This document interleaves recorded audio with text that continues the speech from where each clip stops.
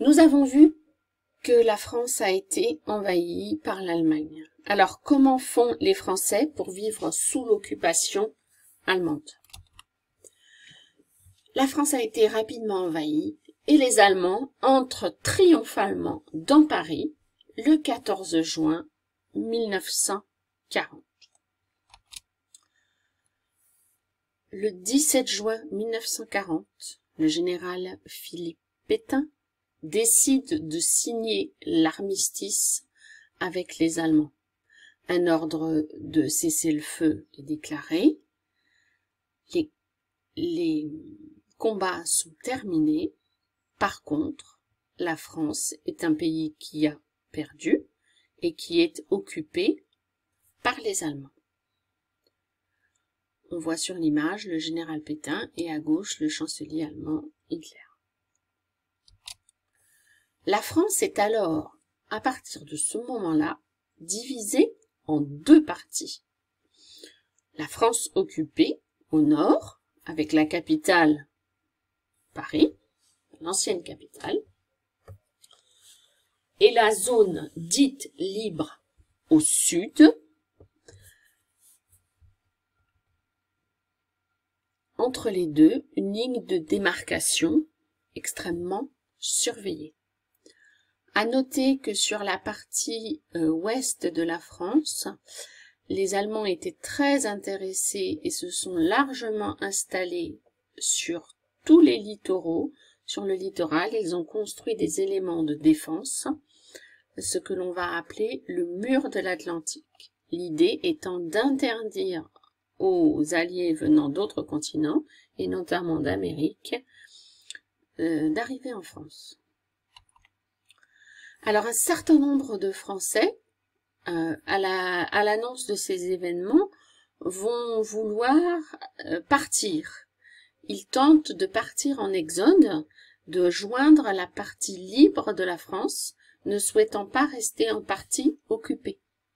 Alors, nous sommes donc en 1940, les ménages, les familles sont beaucoup moins équipées en voiture qu'aujourd'hui, donc beaucoup de gens partent avec ce qu'ils peuvent, leur vélo, à pied, à cheval, avec les affaires qui leur sont précieuses. Un certain nombre d'entre eux n'arriveront jamais en zone libre et seront obligés de retourner chez eux en zone occupée. La vie est très difficile sous l'occupation allemande. Les Allemands, tout d'abord, comme vous pouvez voir sur la droite, ont réquisitionné un certain nombre de biens et de bâtiments. Donc avec ces bons de réquisition, il est écrit en allemand et traduit en français « Propriété de l'armée allemande ». Vol et sabotage seront punis par le tribunal de guerre, signé Der Feldkommandant, c'est-à-dire le commandant de l'armée locale. La nourriture est de plus en plus rare et les gens sont rationnés. Vous avez ici un exemple de ticket de rationnement avec des rations de pain pour chaque famille. Ces rationnements dureront d'ailleurs après la fin de la guerre. Le général Pétain, qui a signé l'armistice avec les Allemands, installe son gouvernement en zone libre dans la ville de Vichy. Il l'a choisie parce qu'elle comporte de nombreux hôtels et c'est plus facile pour installer son gouvernement. Alors il change un petit peu la devise de la France, au lieu de liberté, égalité, fraternité, on passe à travail, famille, patrie. Il s'installe donc à Vichy, mais bien entendu, il prend ses ordres et il est sous influence de l'Allemagne. Ceci ne va pas plaire à un certain nombre de Français, et notamment à un de ses collaborateurs, le général de Gaulle.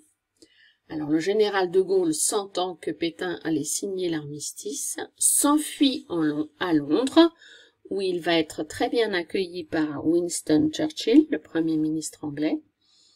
Et le 18 juin 1940, il lance un très fameux appel au micro de la BBC, de la radio anglaise, pour inciter les Français à ne pas accepter ce que le gouvernement de Vichy a décidé, c'est-à-dire l'armistice. Donc il les incite à continuer à se battre et, si possible, à le rejoindre à Londres afin de reformer l'armée française.